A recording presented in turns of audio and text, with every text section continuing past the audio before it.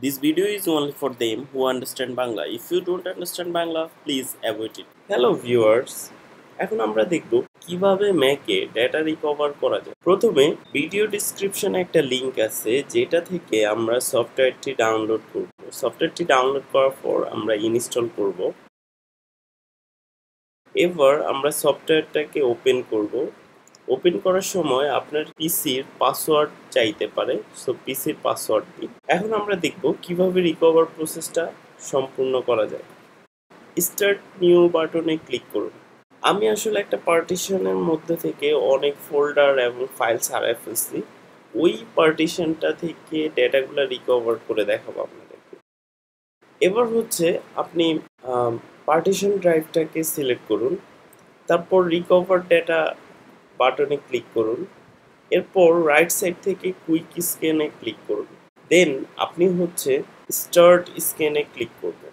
Start স্ক্যানে click করার পর সফটওয়্যারের প্রোডাক্ট কি যাবে যেটা আমাদের ভিডিও ডিসক্রিপশনে দেওয়া আছে, এবং সাথে সাথে স্ক্যান শুরু হয়ে যাবে। সো আপনি লেফট সাইডে দেখতে পাবেন আপনার লস্টেড যেসব ফাইল হারায় ফেলছেন বা ফোল্ডার হারায় ফেলছেন, ফোল্ডারগুলো আপনি লেফট সাইডে দেখতে পাবেন।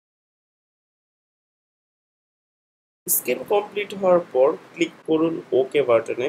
এবার যেসব ফাইল অথবা ফোল্ডার আপনি রিকভার করতে চান ওইগুলাতে ক্লিক করুন। তারপর নিচের দিকে রিকভার বাটন আছে, ওটাতে ক্লিক করুন। ওটাতে ক্লিক করার সাথে সাথে আপনাকে একটা পাথ সেট করতে বলা হবে।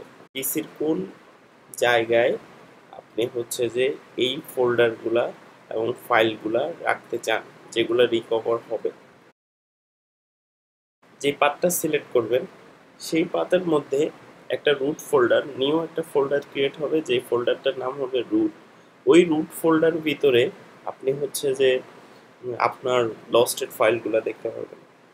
সো রুট ফোল্ডারের ভিতরে যেসব ফাইল দেখা যাচ্ছে সেগুলো হচ্ছে আমার হারিয়ে যাওয়া file. Thanks for watching. For more videos subscribe YouTube channel, like our Facebook page.